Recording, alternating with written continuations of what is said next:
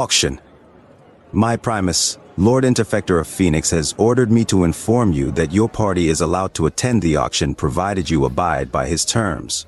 Specific to your case, you four are allowed to keep your weapons loaded so long as they remain holstered or slung in a manner with your fingers off the trigger. You must also consent to a contubernium of primes as your permanent escort while you are within the Circle Junction territorial limits.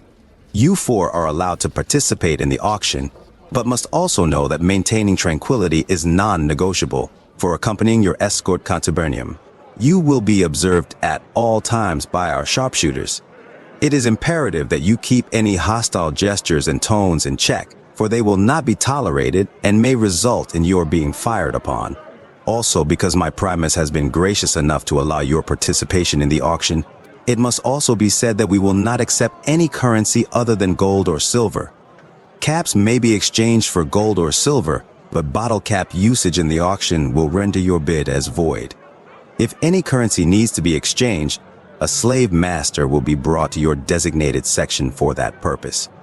Lastly, you are to stay in said designated section and not move, so that you do not frighten the other auction attendees. Is all this understood? Occur, whom in said primes is for sale? Asked the enormous green humanoid after agreeing to the terms. Centurion Aileron corrected. No, the Prime Legionaries will be watching you with weapons ready while you remain in Circle Junction regional limits. Your Prime escort is not for sale, but my Lord Interfector says you are free to buy any human on that stage when the auction begins.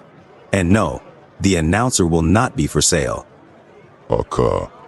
Agreed the mutant again while Aileron stepped aside, allowing them through the gate and motioning for the Prime Legionaries to follow close behind. Aileron watched the four super mutants shuffle past, each one carrying an enormous machine gun the size of Aileron himself, and one carrying a large sack over his shoulder that apparently contained bottle caps due to the occasional piece falling from a small tear as the mutant walked. Aileron then motioned towards the Decanus on the roof above him, and the man, in turn, gestured towards the other rifle-armed legionaries on the rooftops, who all trained their weapons on the mutants towering above the passing crowds. As Aileron walked back to the interior plaza through the herds of wastelanders, he reached the opening to the plaza and looked over the scene as he made his way to the Interfector's platform. He couldn't see the stage itself due to the enormous crowd, but he could see the backdrop for it over the heads of the people by the Big Bull banner, nearly taking up the whole wall of the barracks opposite the Interfector's palace. Moving towards the Interfector's platform, he wordlessly shoved any waster who happened to be in his way, and walked up the few steps where he noticed the Interfector's special sign still looked quite nice despite the out-of-place looking A. The Centurion stood by the railing and did his head count one more time, noticing that all 12 of the other staff legionaries were in their places seated behind the Interfector, and the 8 VIPs were also correctly in their spots. Everything was good, and Aileron knew he'd executed his instructions flawlessly. As he inched to his spot beside the Interfector, he wasn't even looking where he went. Instead, taking mental note that the Decanus in charge of the mutants' prime escort had positioned them correctly in their designated section. Before turning around to move to his seat, he looked to see his Primus was chatting lively with Gabriella, giving her hollow words about his satisfaction with a recent job she'd done on a torn tunic of his. Aileron looked to Dalton on the opposite side of the Interfector, and the two exchanged cordial nods before Aileron finally took his seat beside the elite. Aileron looked straight ahead and caught Gabriella's cheeks still slightly more colored before the elite's words entered his ears. "Isn't that right, Centurion Aileron? You got one hell of a good seamstress there." Aileron noticed his servant blush again out of the corner of his eye again, and turned to his Primus. "Of course, Lord Interfector. Creating Gabriella's value has been something I hope I've done to your satisfaction, as it has my own." "You're telling me," said the elite before adding, "I've been thinking about finally getting myself a servant. Get dear Gabriella here a friend to deal with, since I'm sure she's tired of being around us men all the time." Aileron knew that made the woman smile, and he allowed it as he said, "Personal servant would be most beneficial to my Primus, if he desires." The elite said, "I'll consider it. I could use someone as skilled as you in the initial forging of ownership, though. Perhaps the spirit of the auction will finally get the better of me today." The four watched another long line of wasters enter the plaza from the east gate and merge with the growing crowd of auction attendees as Alaron responded, "I'd be happy to aid in whatever way possible, my Primus." Just then, Dalton leaned forward into Alaron's view and asked him, "Did I hear you're going to be breaking slaves for our elite here? If so, I wouldn't mind getting in on that action too. I've been wanting a servant for a while now, and surely if you can show one the ropes, two wouldn't be too much more of a burden, right?" The elite grinned and Alaron knew the joke. Alaron still replied, "Perhaps the frumentarius would be needed somewhere else in the near future. Espionage is hardly a station that accounts for the upkeeps of servants." Dalton and the elite chuckled, Alaron grinned, and the three looked back at the loud masses still filing into the plaza.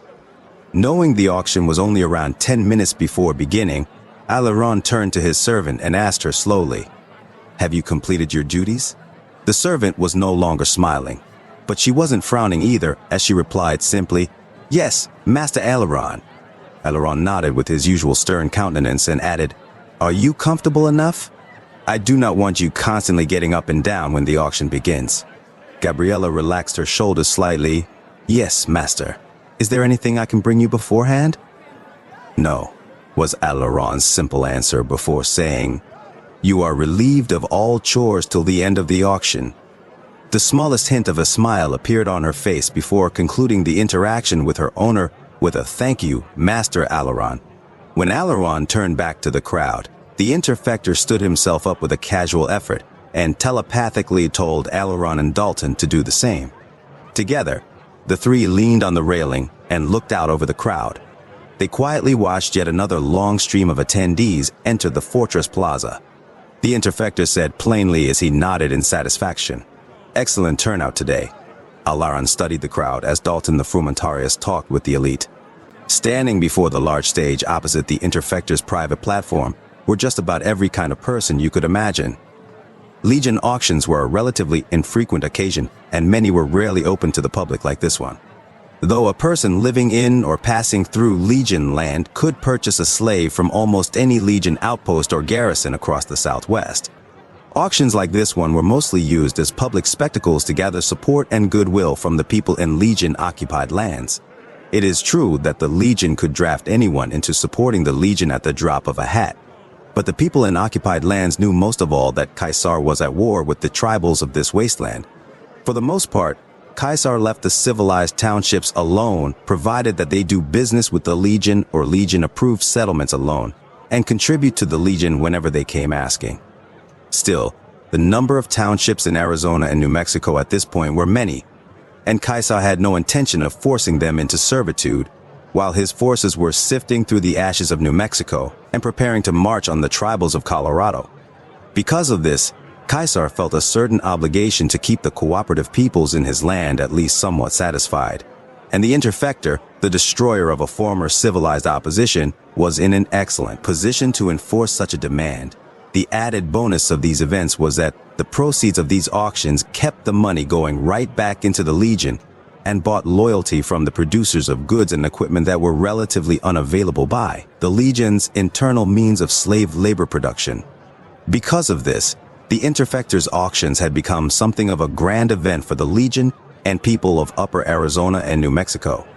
Like usual, the crowd Alaron and the Interfector looked over was full of the usual attendees.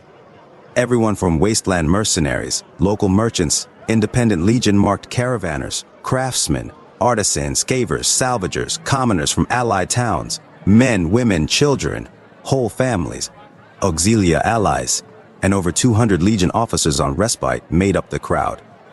It might have been a shock to the outside observer to see something like a father, mother, and their 3 kids at a Legion auction. But slavery as an institution, even back in the days of old and in the days of the Legion, attracted any and all. The simple idea was, why should I have to work when I can make someone else do it only at the expense of their basic food and shelter? This was a practice that attracted any and all.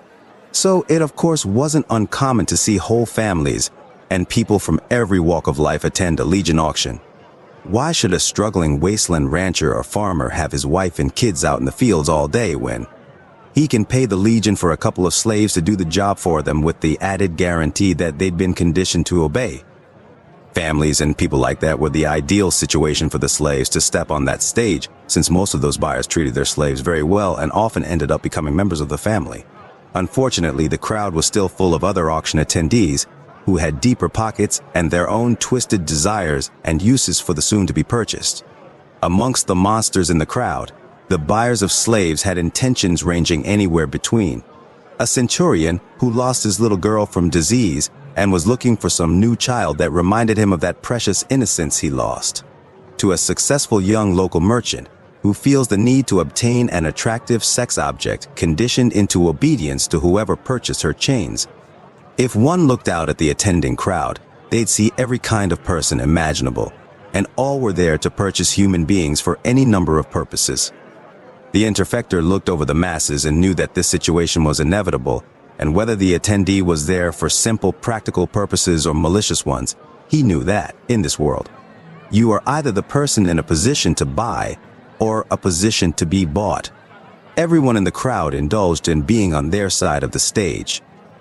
The time was fast approaching for the auction to begin as one of the last groups of attendees came in from the south gate, and the Interfector glanced over to the spot away from the crowd where those 4 mutants were and said to Alaron, "Everything go all right with the greenskins, Alaron?" A slave master was exchanging bottle caps for Legion currency with the mutants when Alaron replied, "Yes, Primus, no issues to report. I am interested in your approach towards the mutated in your jurisdiction, since I have not heard of Caesar's law on such persons past the battlefield extermination order."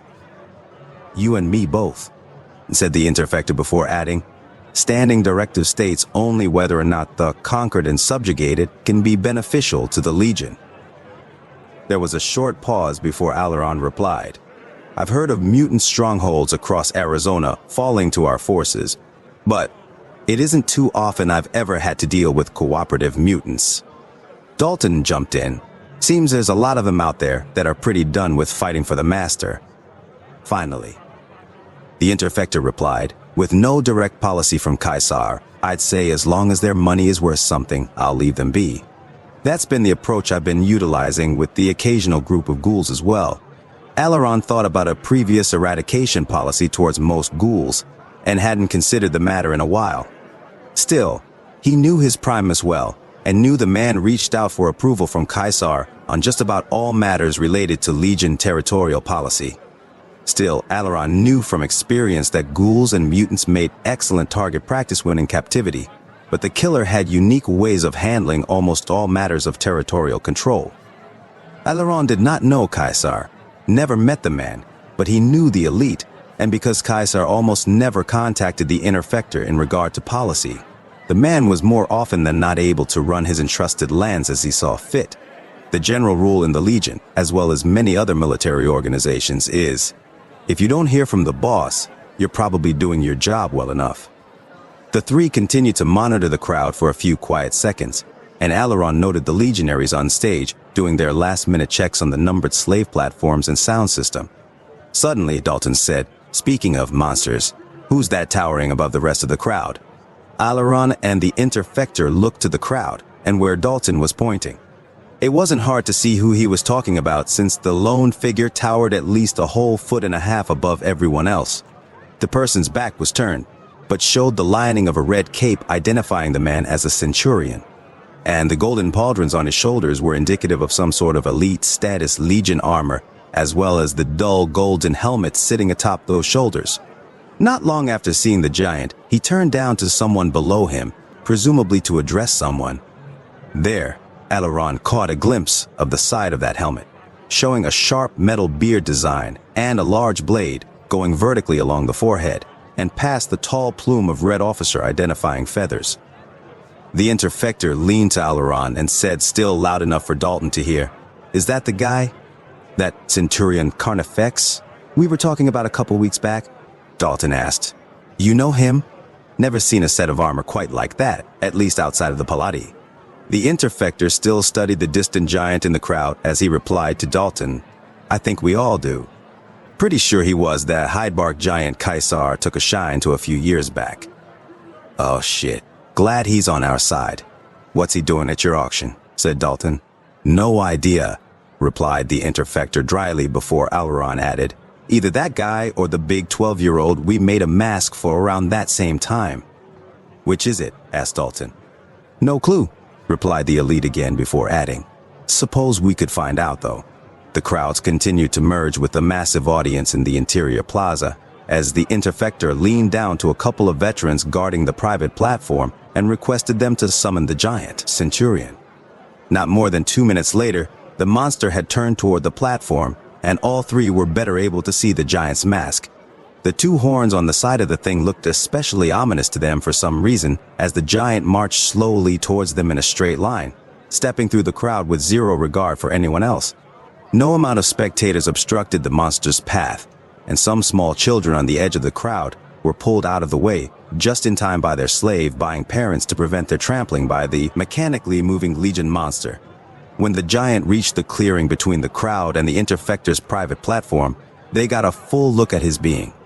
Every metal piece of the man's armor was a dull gold, some pieces even spattered with blood.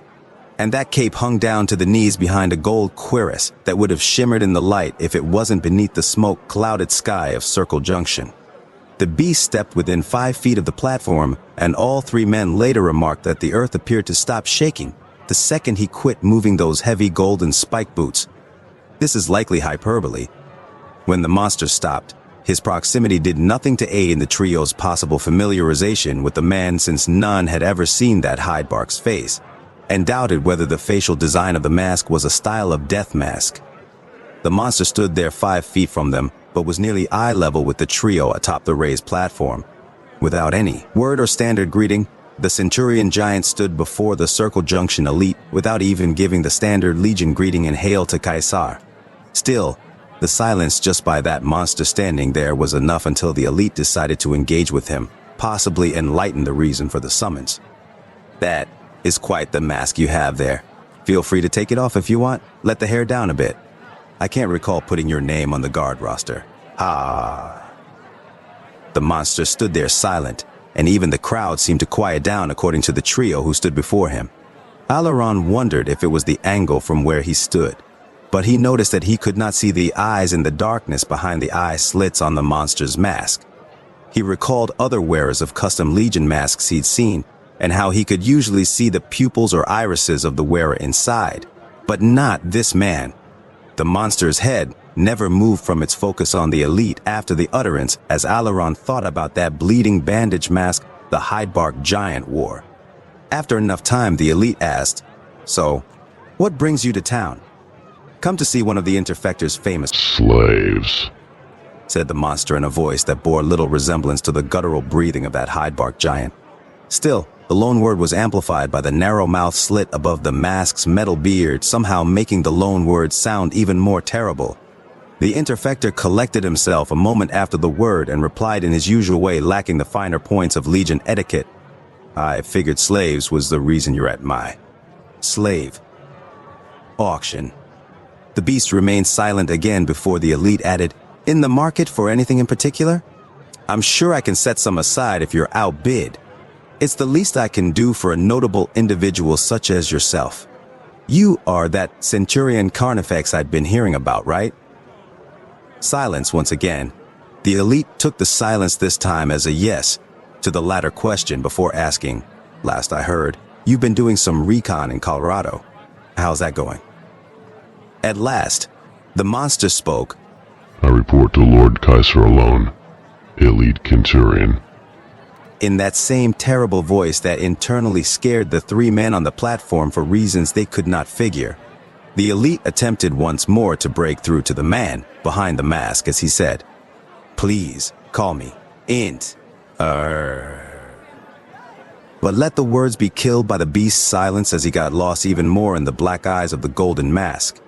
With time seemingly stopped in this terrible conversation with the figure, seconds felt like minutes in the monster's silence.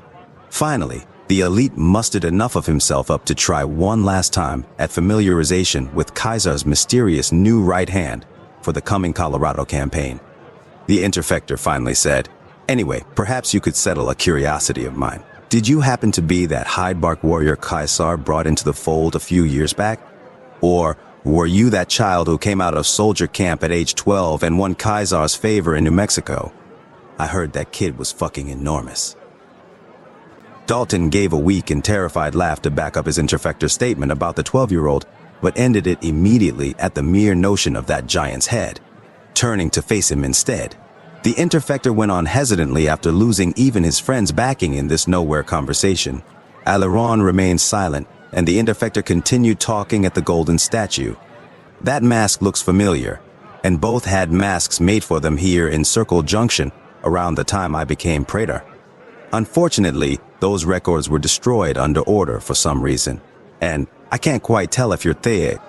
This time there was no silence. The monster's words shot out of the mask's mouth, straight into the depths of the Circle Junction administrator and his men's souls. Without lacking in the Legion's distinctive way of speaking, the monster gave a direct order to the elite underneath the interruption. Are any of your words a means of directive conveyance on behalf of Lord Caesar, Elite Centurion? The Interfector glanced to both of his familiar staff members who remained silent, finally refocusing back on his terrifying subordinate and those black eyes. He replied, "No, not really. Just heard some things about you and..." Making conversation? The mysterious Legion giant remained silent yet again, allowing his being alone to do its terrifying work to the entirety of Circle Junction itself. The silence this time lasted for so long that the Interfector found himself readying for some means of defense. Though the beast was unarmed at the moment, the Interfector knew that his head could be removed from his shoulders just by that giant's enormous hands and arms alone. Aileron briefly glanced back at his elite, whose face showed little to no change from its usual emotionless state. Still, Aileron could read the mind of his Primus in that strange telepathic way that all legionaries share. But was this monster an actual legionary too? Neither the elite, Aileron, or Dalton could hear the subconscious words from the monster before them. Then they understood it. The monster heard all of their internal communication and didn't need to say or even think anything that could be understood by Kaiser's servants. The monster's presence alone said all it needed to as he maintained his statue-like position. That presence and that terrifying silence said to all three men, "You may wear the titles of Caesar's favor, but I am Lord Caesar." Once all three on the platform understood this message, the silence was finally broken when the words, "Unless you are reporting an order from Lord Caesar, I advise the elite not to speak to me," came demonically, sternly, and directly from the towering golden statue. Of course. "Hail Caesar," said the elite to that red cape already stomping back toward his prior spot in the crowd. Without word, the trio looked at one another without change in countenance, but all internally agreeing on their shared conclusion from the talk. Stay out of his way. A moment after the monster took his place back in the crowd, the audience of the interior plaza was packed nearly from wall to wall. The last of the guards came in from the four roads to the interior fortress, and the announcer took his place on the stage. During one more microphone check, the Interfector signaled to his staff friends to take a seat, and they did. Aileron briefly noticed Gabriella's face still looked scared by that monster's proximity, but eased up a little when the announcer stepped to the center stage. The announcer stood there in standard Legion garb, with the lighter recruit-style armor marked by the insignias of a veteran, and with several sets of black chains around his shoulders and arm bracers indicating him as a slave master. The man was without helmet, as usual for the position, and though he was without a standard face covering, he looked over the enormous crowd through a large set of reflective black shades. The sky got darker despite being about noon, due to the scheduled release of smoke from the forge's smokestacks across the city. With the dramatic change in lighting, the announcer lifted those glasses and rested them between two of the points in his short black mohawk, before cupping his hand around that microphone in the center stage. Without personal welcome to the masses, the announcer began with his formal introduction as he scanned the crowd and pocketed his script from the Interfector.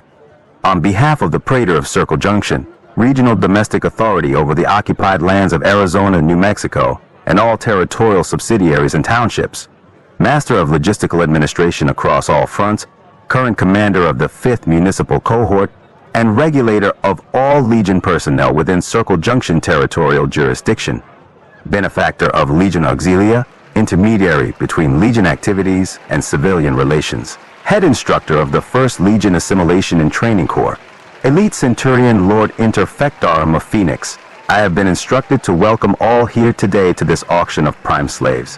Eyes fixed forward, the Interfector thought out loud. Wow, I was sure he'd need the script for my intro. Alaron grinned with pride whenever the Interfector was shocked by the competence of even the littlest known legionaries. The introduction didn't go on for much longer, but the audience of mostly wasters started hollering boos when the first round of slaves stepped onto the stage. Despite the boos, the announcer never wavered as he resumed the introduction to that first set of slaves to take the auction blocks. Given their condition, the prices have been set, and this deal is not to happen again. Coming from an occupied mine in the Far East, these slaves are the ideal purchase for anyone with mining contracts or those in search of. As the 10 slaves were shackled in place on stage, the crowd continued to boo the display, and Alaron turned to the Interfector. Shall I pass orders to silence the hecklers? Still looking towards the stage, the Interfector replied, Maybe. Hold that thought, though. Let's see if my man remembers his lines without help from the script. For the slave on platform 1, you may cast your bid starting at 5 denarii. Now. Immediately, the incoherent protests in the crowd became discernible after the announcer was done speaking. One person in the crowd audibly screamed for the whole plaza to hear, I thought this was a Legion auction, and another shouted, Why would you even offer them? Even one of the super mutants in the back thundered, We come for prime humans. With no takers on the first slave, the announcer reached into his pocket, apparently for the script, but his hand came out empty as he met the protests of the audience with, You all seriously don't want a slave who can live forever? There was silence in the crowd, and the ghouls on stage hung their heads even lower. The announcer added, Sure, there's the smell, but who can pass up a slave that barely needs to eat or drink? They don't even need shelter since we had to pull them from a hole in the ground. The crowd quieted again and let the idea of Legion-made ghoul slaves sink in. The announcer scanned the crowd again and said, I'll repeat once more. The bidding for the creature on platform 1 starts at 5 denarii. Before he could say now, several in the crowd already began casting their offers, while many of the others couldn't get over the idea of having a ghoul near them. Those people at least remained silent, even if they were busy internally calculating the potential benefits of such a purchase. The first ghoul slave sold for 17 denarii, and the relatively low price caused the bidding wars for the next ghoul slaves to grow even hotter. As the masses continued to bid on rotting flesh, Dalton asked the elite, And you're sure Kaiser gave the stamp of approval on selling those creatures? The elite continued to look out at the stage, and all those irradiated persons in slave rags beneath the bull banner as he replied, Pretty sure. What do you mean? Asked Dalton as Alaron continued silently making his ocular rounds on the rooftop guard positions. I reached out about it a month back and got his response only a week or two ago, said the elite before Dalton interrupted out of a strange curiosity. What did he say? The elite said, If I remember correctly, I'll try to remember his exact quote. He said, quote, I don't have time for this shit.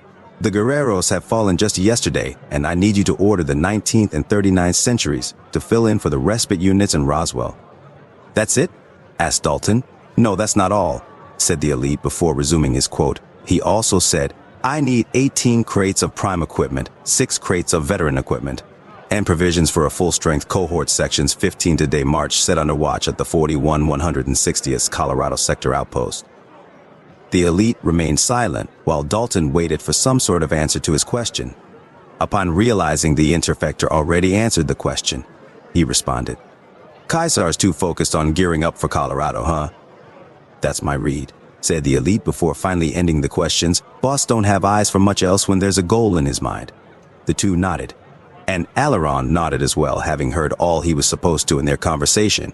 30 minutes after the start of the auction, 3 sets of 10 ghoul slaves had taken the stage and been sold to what appeared to be a small collection of maybe 3 or 4 buyers interested in the ghoul slaves.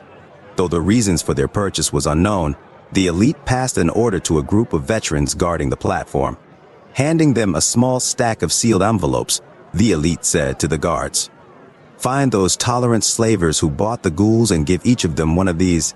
Patting the top of the letter stack, he added, Such slave buyers deserve some sort of acknowledgement for their liberality.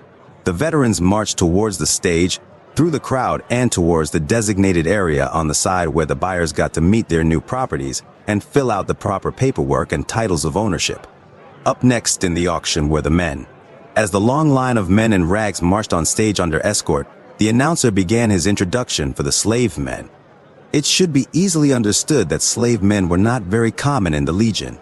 Many of the assumptions and propaganda were correct in the Legion's dealings with those they conquer. Putting it basically, the conquered man goes to soldier camp and becomes a body to die for Caesar, while the conquered woman goes to a slave camp where they are in turn conditioned into obedience to the Legion, whether the slave goes to bolster the workforce of a century on campaign march, goes to Circle Junction to work the forges, or goes to a breeding camp to produce children. The Legion's social structure was simple.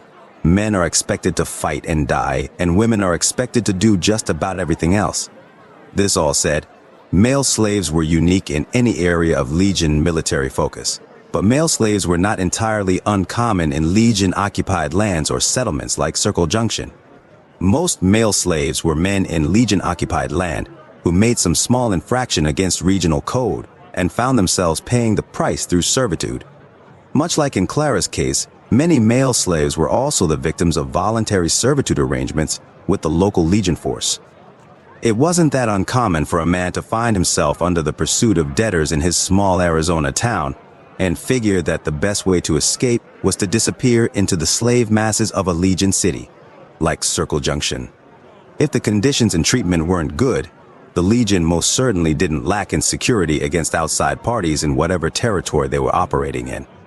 Although it again wasn't often, the crippled or wounded victims of the Legion were not always slaughtered outright for uselessness.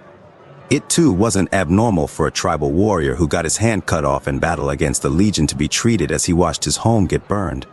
It is true that those were the types of people to usually be killed in a merciless warning display. Some injured males ended up going to the slave camps and later sent to places like Circle Junction to fuel the Legion in some alternative means. Most of these cases were left up to the Centurion's authority, but either way, if a man found themselves in Legion chains, the last place they'd want to be is in front of an auction crowd. The announcer went on with the introductions before each bidding session, going over the slave's background, if there was one, and different ways the slave could be useful, especially if the male slave was crippled. Most of the men were auctioned off to reluctant buyers more eager to get the auction moving towards the best round of slaves, rather than out of use for a male servant. 4 groups of men were sold to various auction attendees, and it was even during the last group of 6 crippled men that the super mutants made their purchases.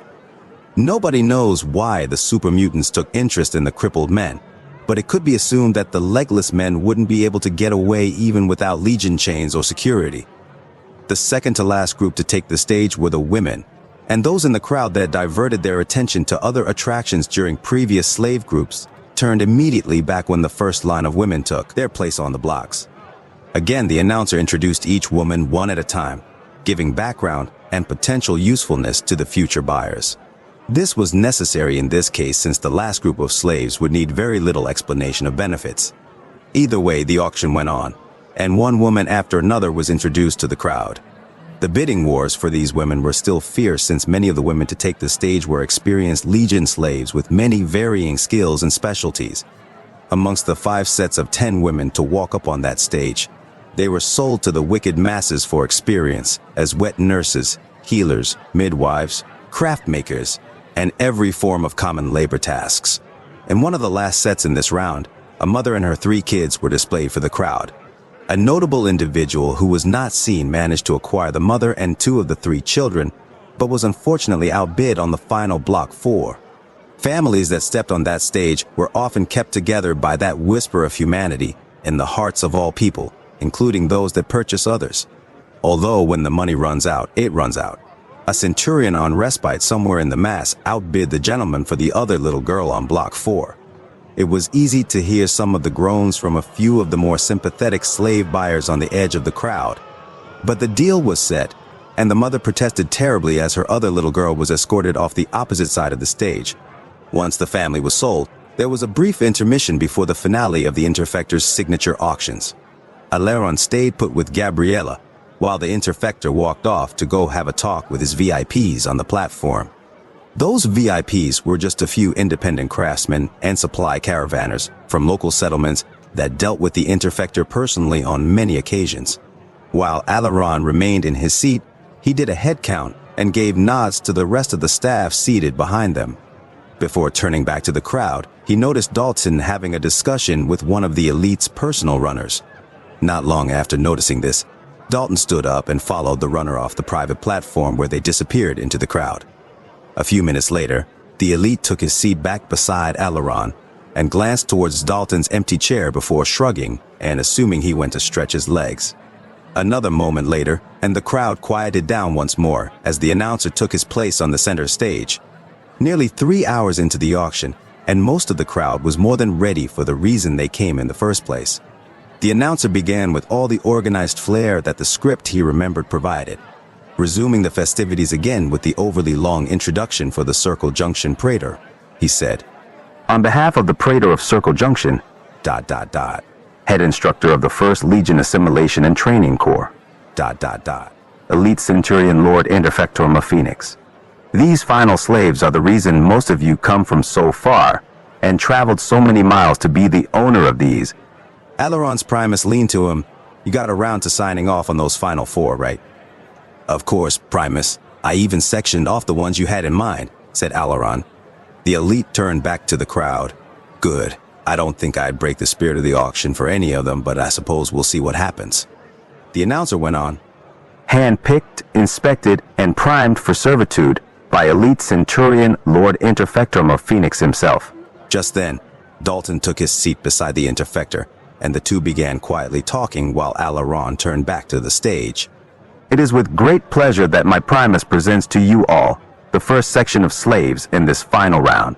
Bids starting at 2 ore.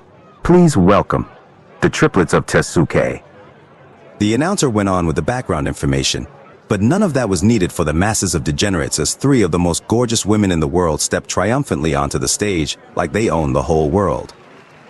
No chains were needed for this last round of top-tier slaves as the 3 sisters danced up to their auction blocks, using the short walk as a time to display their flexibility. With most of the previous buyers busy organizing their new purchases, all that was left in the crowd were the most vile of slave-buying men. Because the whooping masses drowned the rest of the introductions, the information was not needed for them, but may be to the reader. The last round of slaves were women, beautiful women to be particular. To be even more particular, these last women, including the beautiful triplets, had been conditioned in a special partition of the breeding camp's authority. These women had undergone months of psychological terror and abuse to come out as mere objects used solely for the pleasure of men. Without spoiling their goods, the Legion degraded these women to the point where they only eat, sleep, and breathe sex. The women to hop on that stage did so unlike the prior slaves who walked up onto their platforms in chains. These women were psychologically twisted so much that they had been waiting breathlessly for the final moment where they'd be sold to someone for their sole new purpose in life. The Interfector did indeed handpick these women during his monthly rounds through the slave and breeding camps outside Circle Junction. Upon doing so, he had the attractive young women sent to the special conditioning camp. From there, they wait in reserve till the next auction. Selected months in advance of any auction, when they are selected, they spend the entire time undergoing a beautification regimen that can only be called terrifying. With every second of the selected woman's life ensuring they look presentation and purpose level ready, the Interfector personally checked up on each of the top-tier sex slaves the hour before an auction. Given how hurried the auction was, and due to the insurrection problem in the city previously, it was only through Legion competence that the elite with assistance from Alaron organized such a display. Even if many in the crowd had already made their purchases or didn't have the money to bid. The caliber of women up there in the finest of crafted clothing certainly made everyone stick around at least till the end of the show. When the cue was given, the wealthier attendees in the crowd immediately began bidding enormous amounts of gold just on the first block. Starting at 2 ore, it wasn't more than 2 minutes in that the price of that first triplet reached 21 ore. Just as the announcer was about to make the call on that first woman, the crowd quieted just enough for a terrifying voice to boom throughout the entire plaza. The world seemed to pause and the crowd went dead silent as that voice pierced the smoke-clouded world of Circle Junction. 80 Orei. The voice didn't even sound like a shout, but it was certainly loud enough for anyone normal. The sea of heads across the plaza all turned towards the only figure it could have been. Dalton and the Interfector ended their conversation instantly and turned with the rest of the crowd to see who it was. Of course, it was the giant Centurion, somehow now towering even further above everyone else. The announcer asked into the microphone, "Do I hear 81 or yay?" But the question was just a statement. Everyone remained silent, staring at the beast. The announcer audibly inhaled into the microphone, and just before he could announce the sale on Block 1, the beast thundered again. 80 Ori, all 3. Again, everyone remained silent. Nobody dared protest, but even the announcer wasn't sure what to do as he reached into his pocket for the script. Although the announcer knew there was nothing in the Interfector's script about someone disrupting auction procedure like that, especially from some person, like the giant. The announcer removed his hand from his pocket as he said, "This round was just for the slave on Block 1. Silence yet again. The silence was so deafening that the announcer decided to start cleaning the lens on his sunglasses he wasn't even wearing, as the beast refused to say anything else. Not more than 20 seconds passed in the silence before the elite stood up and waved at the announcer from across the plaza. Upon catching his eye, the elite made a thumbs-up gesture. The announcer gave one in return and hesitantly started into the microphone. "Sold! The triplets of Tezuka, all 3, sold for 80 ore to the Centurion in the mask. Please step off to the right-hand side of the stage while..." The monster began slowly marching through the crowd, where he was told as the announcer began gesturing to the legionary staff to ready the next batch of beautiful slave women. For some reason that is unclear, the triplets of Tezuka apparently forgot their conditioning because they had to be escorted off the platforms they danced to by a team of veterans. The 3 conditioned sex slaves clearly knew something that no other legionary in the crowd or the Circle Junction praetor knew, because they were escorted towards that golden monster, crying and screaming the whole time. The last the Interfector or Aileron saw of them was the monster dragging all 3 towards the north gate of the interior fortress by their hair. All 3 held in the grip of one enormous hand. Before too much of the triplets' fate could be observed, the noise of the crowd picked up again while the next set of gorgeous women stepped on stage. Dalton asked the Interfector about the high-tier slaves he had sectioned off, but the elite remained mostly silent after mentioning they were up next. The auction went on, and even though the elite cast his bid for one of his prime women, it was clear that the incident with the giant had thrown him a bit off twice that afternoon. Aileron remained quiet, letting his primus think as the show continued. About 5 rounds after the monster walked off with his purchases, one of the elite's personal runners approached the Interfector. The soldier begged pardon for the interruption and had a brief talk with the man while the noise of the crowd prevented Aileron's hearing. Just then, the praetor leaned to Aileron and shouted over a roar from the crowd. "Hear that, Aileron?" Aileron asked. "Hear what, my lord?" Gesturing towards the explorer, the elite said to Aileron over another spree of shouts from the masses. "Montano's mask is done and ready for pickup from the Utah Forge. Think you can swing by and grab it for me after the show?" "Of course, Primus," said Aileron before asking, "Shall I fetch a runner to deliver it as well?" To another crowd cheer for an exorbitantly high bid, the Interfector said, "Actually, do you think you can deliver it personally? I'll pass on the instructions later and definitely bring one of my explorers with you," but he waited for yet another cheer to die down before resuming. "Dalton literally just got orders to head north. I was looking for a week or 2 to clear my head and deal with some personal matters in the meantime." "That won't be an issue for you, will it?" Aileron leaned back and lowered the cone he made with his hand to hear as he replied, "Of course I will, Lord." "No issue whatsoever." The Interfector leaned back as Dalton stood and walked off the platform again for unknown reasons. The Interfector gestured for the explorer to stand by and then glanced to Aileron. "Water under the bridge, huh, Aileron?" Aileron would have given assurance to his primus if he'd heard what was said, but another cheer from the vile masses obstructed that as they welcomed the next group of sex slaves to the auction block. Instead, Aileron noticed the tragic grin on his lord's face as he nodded at seeing the elite's mood seemingly recovered, rather than at the words he missed.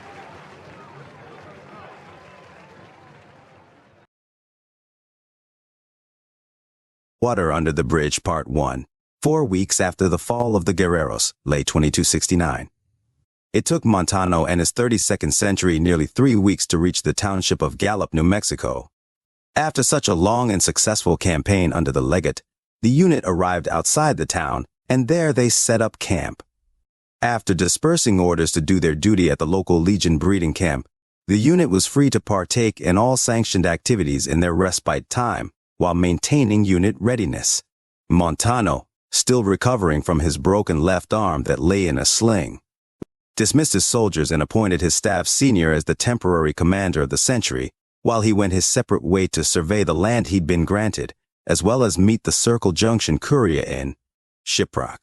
With a small staff consisting of his newest vexillarius he named Falco, 2 veterans he'd been granted as replacements for battlefield losses, and his 2 personal slave women, he set off north, following the old road labeled 491. From Gallup to the Newcomb area was a long hike. But he and the company he was with, including the slave sisters, were used to 12-hour marches through the New Mexico territory at a quick pace. The trek was even smoother since this part of New Mexico had long since been under Legion control, and the 491 road was largely maintained, if not by the Legion, then by the allied towns of Shiprock and Gallup that frequently traded with each other using the old road. The location of Montano's new land near Newcomb was seated just south of the town of 12 residents, but was almost right in between the 2 settlements along that busy caravan route and closer to another, minuscule settlement called Sheep Springs. The short march from Gallup didn't take more than a solid 3 days, but along the way, they passed several other small shacks marked as being owned by other Legion officers who'd yet to visit their recently gifted lands. It was clear just from that journey how many rewards were given by the Legion's elite to new heroes of the ended New Mexico campaign. Upon arrival at the marked location of Montano's new little homestead, the place was only identified as such by a bull-marked wooden sign just off the 491 that said, "Property of the Legion. Overseer, Centurion Montano, 32nd century." Below that read, "Per Legatus Imperialis Joshua Graham, as of 10th October 2269. Similar in design to the other homestead markers they passed. Just like the others, the sign was surrounded by other smaller signs that said how removal or alteration of the ownership sign without consent of territorial overseer was punishable by death for Wasters Inn, Legion territory. Looking past the sign, Montano and his party could see the small little shack in the distance that had been pre-built after Joshua Graham sent his land grant to the praetor of Circle Junction, as was standard after such a gift. The property was not much. Other than a decaying wooden fence from the pre-war days, the shack sat alone in the middle of a whole lot of open plains and shrubbery. This wasn't an unusual display for the region they were in, and the scarcity of anything else involved in the land gift was also standard. As mentioned in previous chapters, the land bestowments were left for the inheritor of the gift to do with as he saw fit. When asking for land after notable actions, a Legion officer took it as a task to further benefit the Legion. Like in the early days of the Legion, it wasn't uncommon for notable officers and heroes of the Legion to take their gifted lands and build upon them during respite, and eventually, such places subtly morphed into the kind of breeding camps, slave or soldier indoctrination centers, and even farms that helped sustain the Legion's endless wars. Many places like that eventually fell under the direct control of the Legion's governance over the years when the gifted was killed in battle, or even when the front shifted too far from those original ones in Upper Arizona. At the time, however, New Mexico had recently fallen completely under Legion control, and places like Montano's new home were springing up all over the Old World state. Though Montano was an abnormal person in his mindset, many would have sought the kind of place that Montano was gifted, largely due to its relative proximity to Circle Junction and even the border of Colorado. The sight of Montano's new land made it entirely possible for him to return to the place on any prolonged respite period and build upon it when he wasn't campaigning in Colorado. What was originally seen as a place and means of dumping the slave women he found most irritating turned into something else when he saw the land and contemplated the possibilities of how it can be used to serve Caesar. Montano and his party stayed at the shack and set up their small camp overnight. The shack itself was sturdy enough to handle the dust storms and made of sheet metal and scrap wood like many other wasteland shacks. It was relatively bare on the inside save for a rickety wooden table that must have been nearby or left by the slave builders, since there was nothing atop it, minus a lantern that was only partially full of oil. The shack was windowless, and Montano decided to unroll his sleeping mat beside the house, next to his staff's individual marching tents rather than inside the thing, since Clara and Raquel were busy irritating him by loudly discussing the possibilities of that bare interior. Although something slightly changed in him as he slept under the stars. He woke up just before the sun rose and began walking the limits of the property.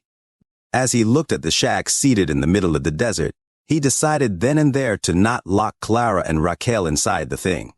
Instead, he roamed the land until the sun began to glimmer over the east and considered many new facilities that could be built upon it.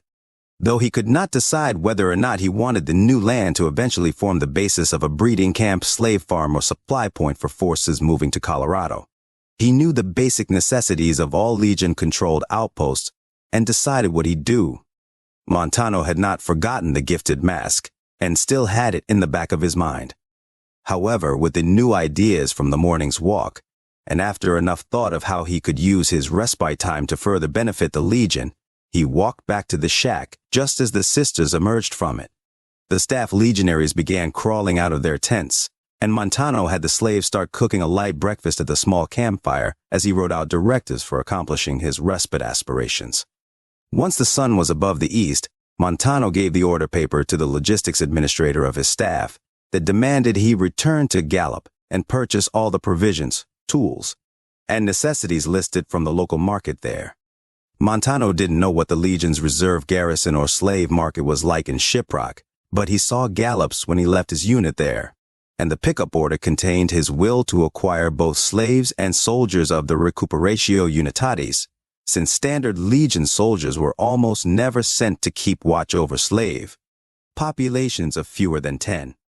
It should be quickly noted that soldiers of the Recuperatio Unitatis were soldiers of the Legion who experienced some form of injury or wound that was not severe enough to warrant outright execution for uselessness. For example, if a soldier had both his legs blown off in battle and survived, the Legion lacked the tools and even motivation to keep someone who could not walk alive. Their service would be honored before the bullet was issued, and if you read the chapter about Soldier Camp, you know that the crippled would have wanted that. On the other hand, if a soldier of Kaiser had a hand removed or a leg too crippled to participate in a forced march, they'd be sent to the nearest garrison of soldiers in the reserve pool, like the soldiers that watched over Allied towns and patrolled territorial roads. Many injuries don't quite heal the same, even after the standard Legion procedures of ample healing powder. When the hand was removed, or when the limb healed in its crude recovery, the soldier still was not the ideal type of soldier to participate in the long marches and battles involved in each campaign. Still, soldiers of every degree, especially in the Legion, weren't always completely useless regardless of state. Given how soldiers of the Legion never received the kind of discharge or compensation for wounds like in other militaries, soldiers like that were often useful for keeping watch over an allied township or tribe while still being capable enough to deal with the problems to arise from simple regional patrols. This said, soldiers like that were ideal for officers like Montano, who would need Legion eyes on the slaves of a gifted land. Because of that, soldiers of the Recuperatio Unitatis were available for purchase from the local garrison for personal use by officers like Montano in his situation. With that in mind, Montano handed the veteran decanus his list of supplies, tools, building materials, slaves, and soldiers to buy, then the amount of money he deemed reasonable, and the officer headed off. It may also be necessary to briefly explain how Legion soldiers were paid, at least during the times of this story. Simply put, legionaries were not paid while officers were. Again, referring to the camp chapter, Caesar did not have paid soldiers. Caesar had soldiers who fought and died for him purely because there was no other option or motivation for anything else in their minds. Because of this, the officers, usually prime decanus and upwards, were the ones who had to deal with those who were not Legion. While camped near an allied township, the centurion was responsible for ensuring his unit had what it needed, and so there was a fund for the purchase of such provisions from locals if the resources couldn't be foraged from the land or if the unit was too far from a Legion resupply outpost. This fund was separate from individual officer payment, which was usually given based on notable deeds in battle or after a campaign. The decani were paid by their centurion for such actions. Centurions were rewarded by their cohort's legate or elite, and each soldier was free to spend their duty rewards as they saw fit. Officers with personal funds usually spent it on personal servants at places like the auction, or was spent on equipment or resources from non-legion people for various reasons, as in Montano's case. Officers also used their personal funds as a means of allocating specific resources or soldiers. Like how Montano acquired Falco and his staff despite the boy originally belonging to a separate unit with a surviving commander.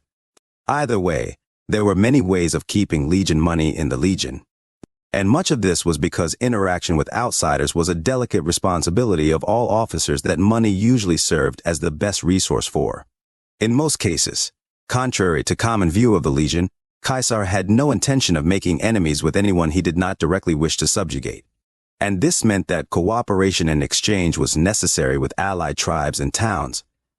If Caesar wanted some particular resource from a town as the dictator, he could choose to demand it right then and there, with the alternative being an annihilation. However, he found it more beneficial most of the time to compensate people in towns like that, if not for humanity, then for simple focus on other conquests. Still though, Caesar himself was not everywhere at once, and since Legion sentries and garrisons operated all over the Southwest, centurions and officers had an obligation to cooperate with locals as much as possible, unless Caesar deemed otherwise. A centurion could get in a lot of trouble and face almost certain death if they create too much hostility in a nearby populace that Caesar or someone like Graham didn't sanction. This idea is worth keeping in mind for later reasons, but the best means of countering the possibility of worsening an allied people's relations with the Legion was by direct compensation in the form of Legion currency. As shown in Chapter 1, this image of the Legion and idea of cooperation with allied peoples was part of the reason for the duelist feud in the first place. Centurion Theraco sent Aleron to arrest Montano under the allegation that Montano defamed the image of the Legion in Gold Canyon. If you remember correctly, and as you've been reading so far, it was not possible in Montano's mind to even consider defaming the Legion. Montano lived to bring glory to the Legion, and because of this, he despised the corrupted natures of those who weren't Caesar's servants. Still, Montano was a centurion now, and this meant that he was the word of Caesar wherever he found himself. This was a true statement for centurions operating in their own territories separate from Caesar's direct eye, so long as they kept true to his law in Legion lands, with every intention of upholding Caesar's peace with the allied in Legion territory. Montano sent his staff veteran to cooperate with the merchants of Gallup by the intent of paying full price for the goods he wanted, and to peacefully begin building upon his entrusted land. Still, as the upholder of Caesar's laws, Centurion Montano packed up the rest of his staff and marched north to the allied town of Shiprock to receive his other gift for exceptional service. There he had no ideas other than maintaining the orders a centurion was entrusted with and heading back to his new respite home. Shiprock fell directly under the jurisdictional control of Circle Junction's praetor. It again wasn't more than 3 days before Montano arrived in Shiprock with his small party. The place was a small little town, much like the other ones, dotting New Mexico, that was largely spared from the bombs due to its insignificance in the old world. Still, places that were passed over by the super nations of old were so important in the days of the Legion, since large communities of mostly cooperative people sprung up around such places. The vast openness of the Southwest and the amount of miles between any tribe or places of civility gave new towns like Shiprock an importance that again wasn't lost to Caesar. Montano remembered seeing that enormous mountain jutting up from the flat plains and desert on the way into town, and learned the reason for the town's name. Marching up the 491 into the limits of Shiprock, his party passed the line of crosses along that final stretch into town and saw the first Legion outpost at the edge of the community. The sun had finally set, and Montano checked in with the local garrison at that outpost just as the night lamps turned on across the town.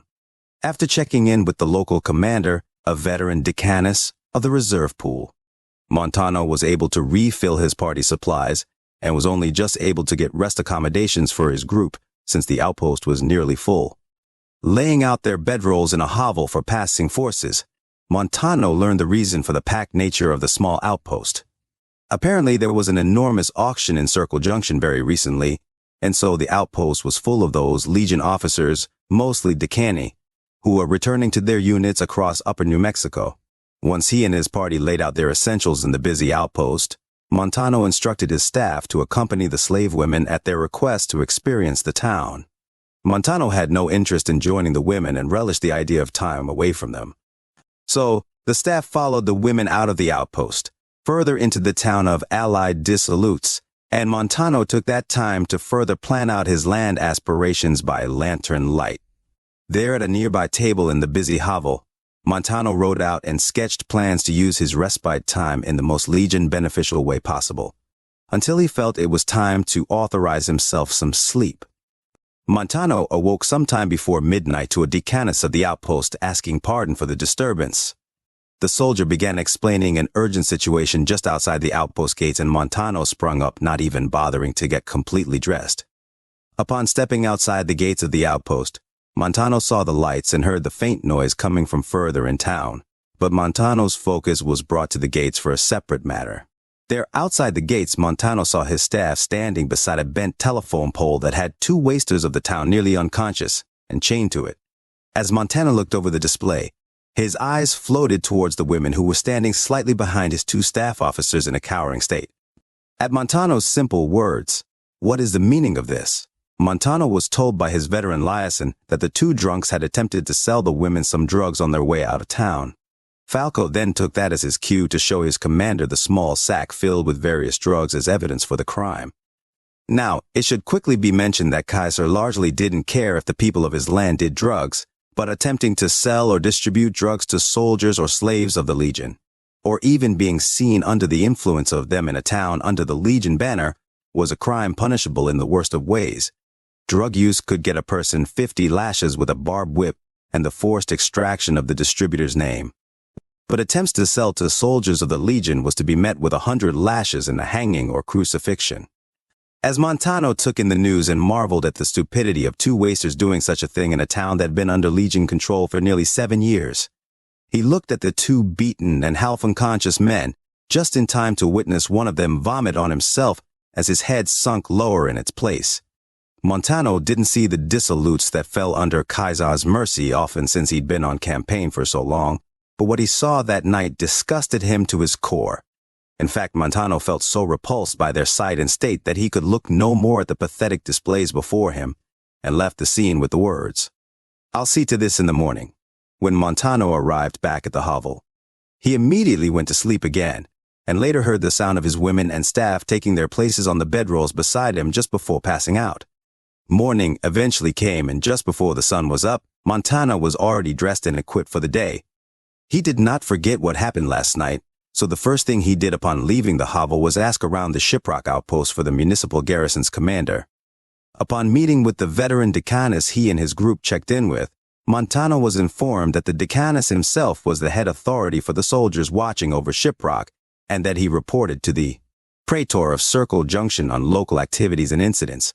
At this time, the decanus was made aware of the incident last night and informed Montano that he would ensure the criminal's delivery to Circle Junction in chains at the end of the day as part of the garrison's scheduled rotation. Montano, however, was not satisfied with that. Images of those wretches offering his servants and officers drugs and their putrid state last night danced across his vision. Montano then asked if there was a centurion of the Shiprock garrison, but the decanus explained how he technically belonged under Centurion Cassius, who oversaw the patrols of towns under Circle Junction's umbrella from the city itself.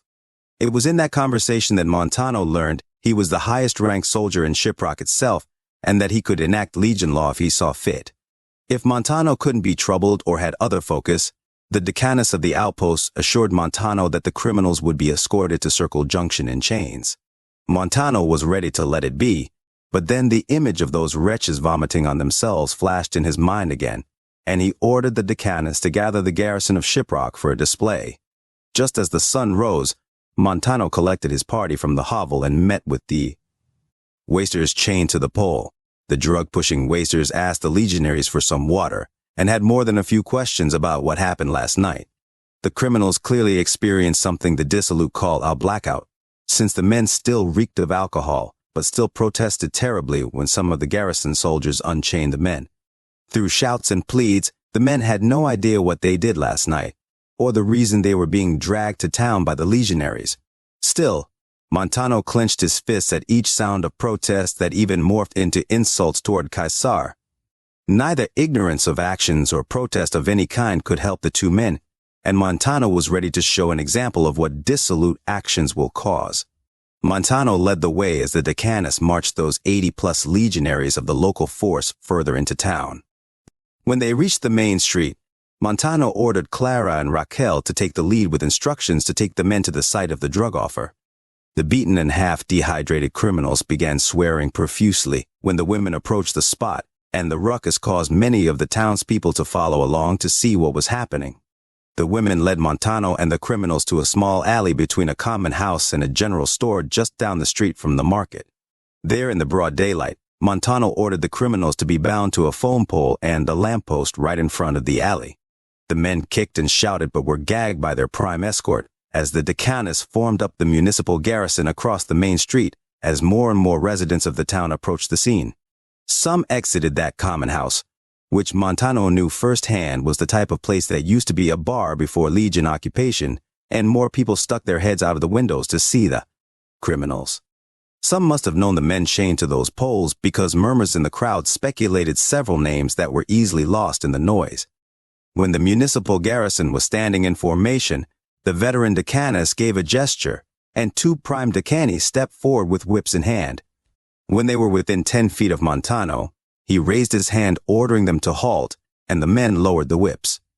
Montano took the whip from one of them ready to do the deed himself, but the public spectacle seemingly required something else. Montano faced the two with their backs exposed to him, whip in hand, but he halted himself and addressed the crowd. "People of Shiprock!" The crowd went even more quiet. "My Lord Caesar has let you all of you, live your lives apart from his ambitions of glory. This is a privilege that is not to be abused in the absence of his direct watch." He scanned the dirt-smudged and sunken faces across the crowd and looked back at the block of masked faces off to his left. These men, these things poison themselves in solitude just like many of you I see here and now. Alcohol, drugs, all poisons that will drag those who consume into a pathetic and insignificant grave. Good riddance too. He paused and looked back at the criminals before resuming.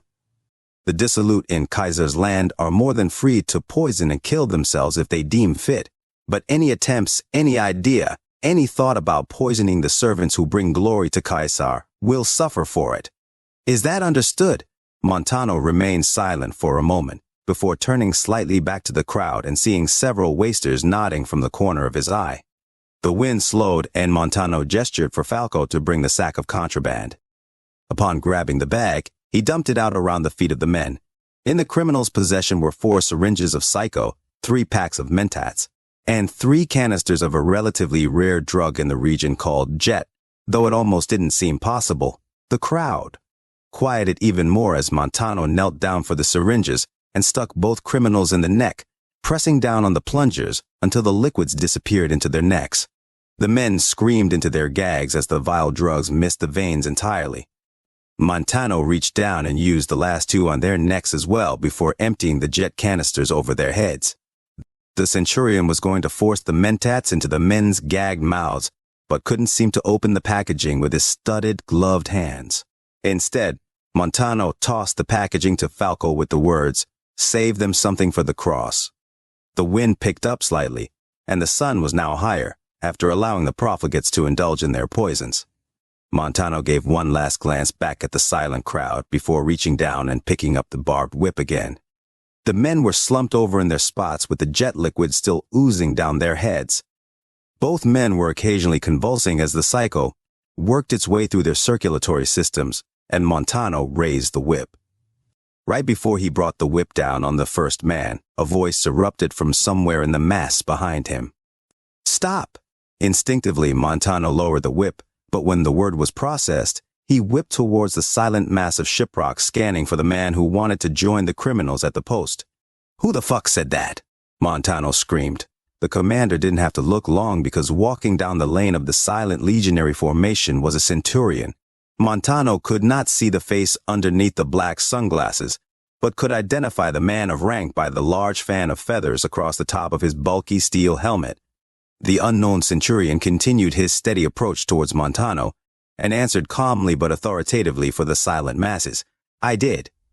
Montano watched the centurion step through the ranks and across the vacant space between Montano and the crowd. One other man walked alongside the centurion, an explorer with the hair of a twisted hare's auxilia, but what really stuck out to Montano was the small package in the explorer's arms. Montano heard the words come from the centurion, and instantly, Montano lowered the whip as he placed his right fist over his heart. "Pardon for the hostilities, Centurion. You must be Centurion Cassius, whom I hear oversees this township's garrison for the praetor of this territory." The centurion stopped 10 paces from Montano and remained silently scanning the scene for a moment before locking his eyes on Montano.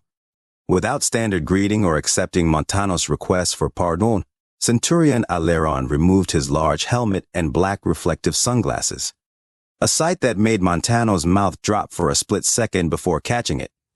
At sight of the man he hadn't seen in over 6 years, Montano studied his rival as Aleron continued to look over the scene. "Ave, Centurion Aleron, true to Caesar," came slowly but deliberately from Montano's mouth. Aleron continued to silently take in the scene, focusing for several long seconds on the chained men before finally landing back on Centurion Montano. Aleron did not return the greeting. Instead, he asked Montano directly, "What did those men do?" Montano squinted at Aleron and removed his helmet as well, so both men were absolutely sure that they were looking at the other. Still, Montano responded to the question without looking at them: drug, pushing, and intoxication. Both of those men were caught in the act attempting to sell drugs to my personal servants before my staff apprehended them. Aleron shifted his gaze towards the crowd before seeing the familiar Clara, who hadn't seemed to age, as well as the sister he hadn't met.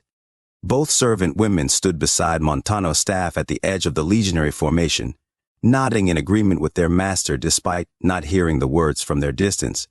When Aleron's eyes went back to Montano, he addressed the man. "And did you report the incident to the commander of this municipal garrison?"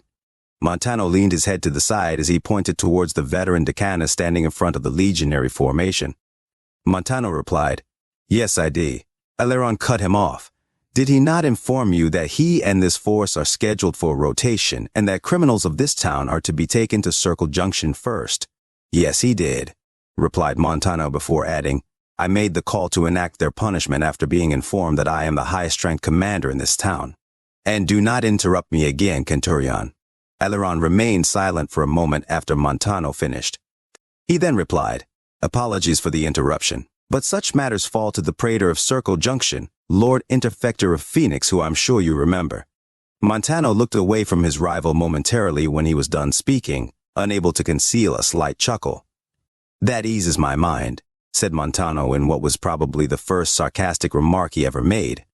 "What do you mean?" asked Aleron, dead serious and without breaking from his look at the centurion. Montano focused back on the man. "I just mean that I'm worried Lord Interfector may extend some form of extrajudicial mercy to those wretches. I just worry that they may not experience the full ramifications of breaking Caesar's law under trial of the elite. I fear he will be too lenient in such an instance." "That is not for you to decide in the territory of my primus," said Aleron before adding, "I can assure you that those crosses lining the roads into Shiprock were occupied by men and women of lesser infractions. Now thank you for bringing this instance to my primus's attention, so stand aside." Montano stayed silent and did not move as he glanced towards the restrained men still with his whip in hand. When Montano looked back, he saw Aleron had not moved either. But that image of those wretches lying there in their own mess last night resurfaced again. The criminals offered his slaves drugs. They were his to punish. On a trip to receive his gift from the Circle Junction messenger, he could not handle the idea that dissolute trash weren't on their best behavior, especially after the glory he acquired in the successful New Mexico campaign. Caesar was about to march on Colorado, but these were the kinds of people benefiting from the Legion's protection. An ungrateful populace that attempted to poison a renowned centurion's own servants? Neither man had moved, and Montano thought about the gift he was to receive on behalf of Legate Graham himself. Montano finally met the eyes of Alaron again as he asked Alaron, "What brings you to this profligate cesspool anyway?" Alaron stood in his bold, upright position and replied, "I was told you'd be here around this time the second you entered Circle Junction regional limits. I'm here to deliver the mask you've been gifted from Legate Graham." Alaron paused, but just as he was about to order some of the garrison soldiers to unbind the criminals, Montano said, "Well, hand over the mask then." Alaron looked back to him from the legionary formation, taking note that not one person in the crowd had left the scene. When Alaron's eyes met Montano's again, he said, "I will be honored to, but you must stand aside and hand over your criminals to the authority of my Primus." Instead of moving, Montano gestured towards the box in the explorer's hands. "These men disregarded my authority essentially to my face. I cannot hand them over to you. They disrespected me and my personal honor for what they did to my servants. I will see that they are punished personally. That is not up to you, Centurion Montano. I am the Interfector's second, and these men will be brought before him as his territorial protocol dictates." Montano thought for a second, still largely collected and calm, before saying, You, Centurion Alaron, said you were here to deliver the mask. I was the Centurion during the criminal incident, and I am to uphold the honor of Caesar as I see fit in accordance with his law. I am the eyes of Caesar, where he or his Interfector cannot see in this case. You were the eyes of Caesar. You were the eyes of my Primus where he could not see, but not now. Now I am here, and I speak on behalf of Lord Interfector in the lands Caesar entrusted him with. I will be respected and you will stand aside." Montano was done trying to justify his perfectly rational stance on the criminal issue for the moment, and instead gestured to the box with the mask again. "Legate Graham himself gifted me that mask. Hand it over now." Alaron sneered at Montano, just barely containing his bubbling rage as he said, "Not until you stand."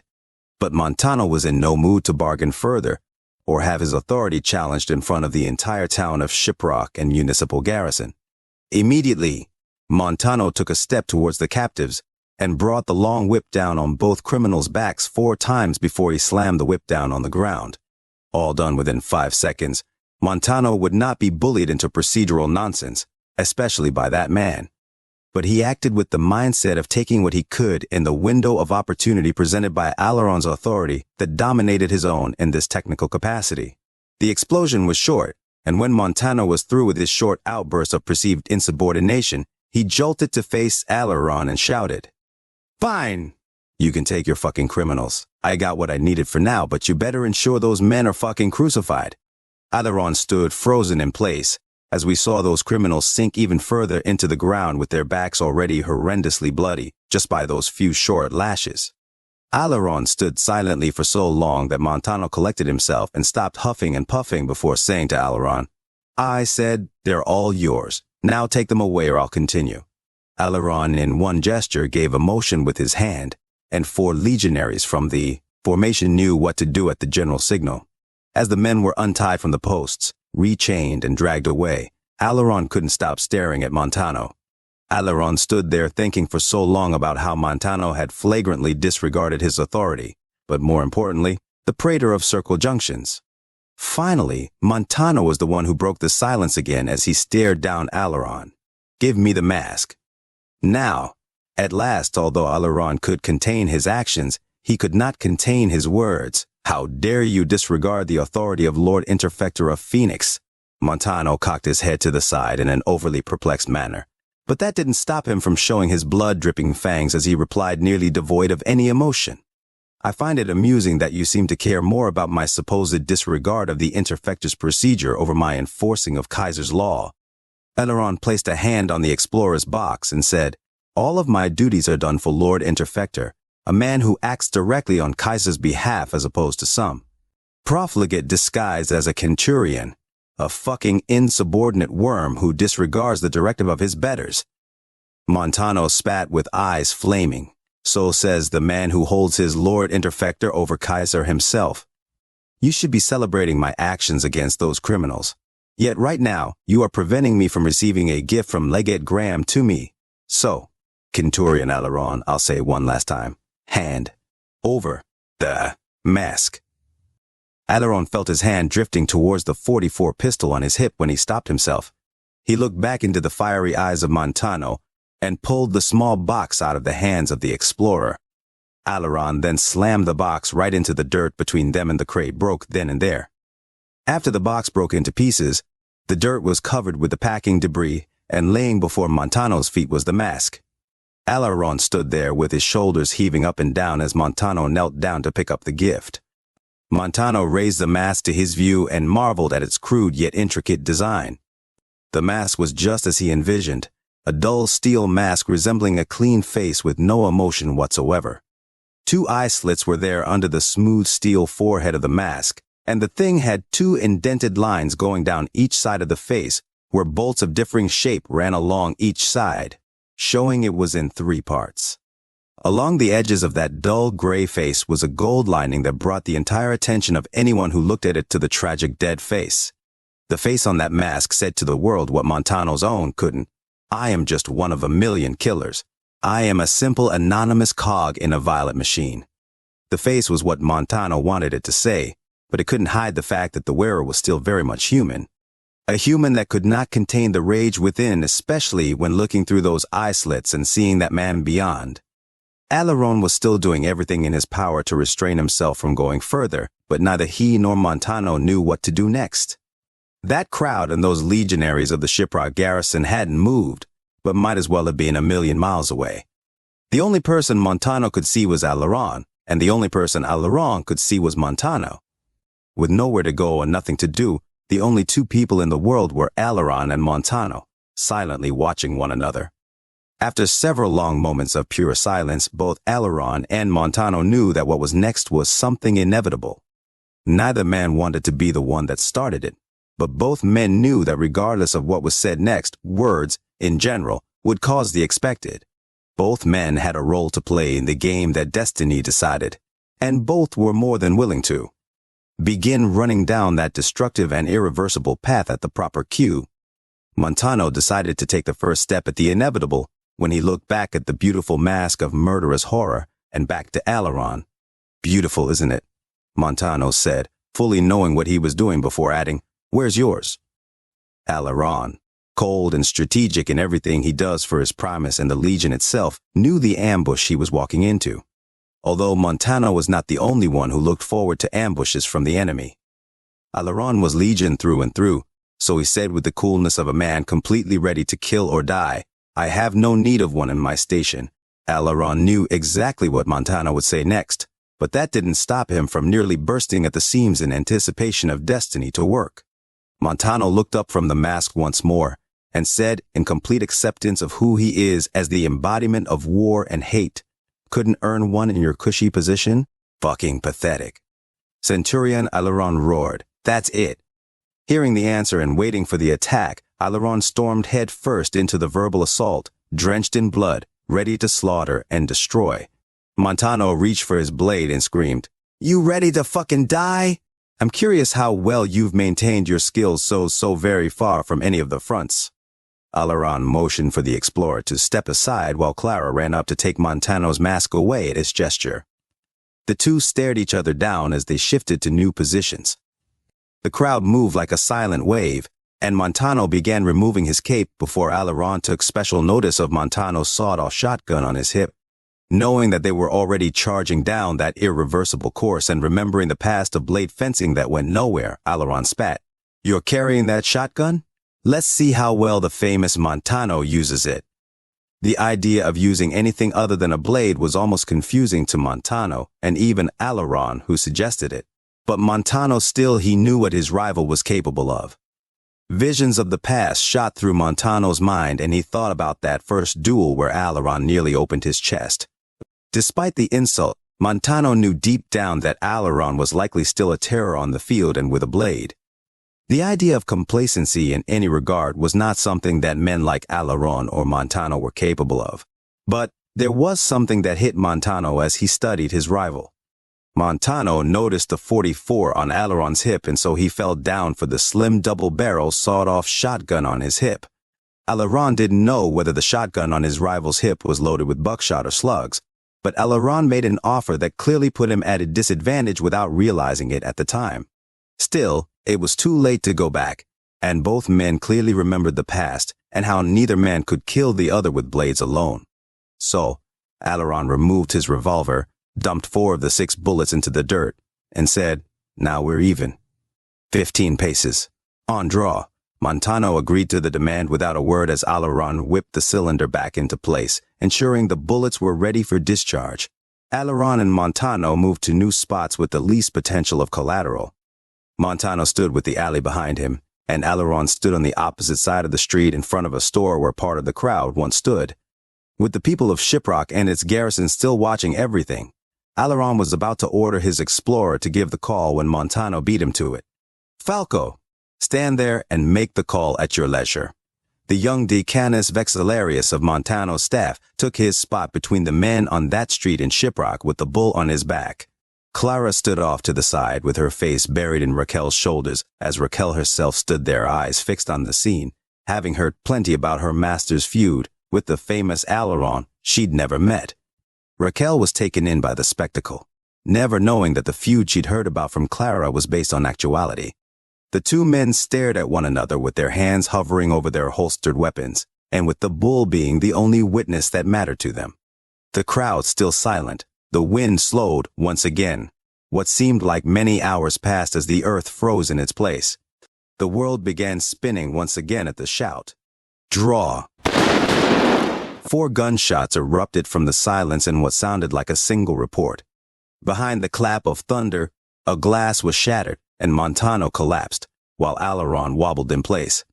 In the quarter-second chaos, Alaron landed 1 shot from his .44 right in the center of Montano's chest and missed the other.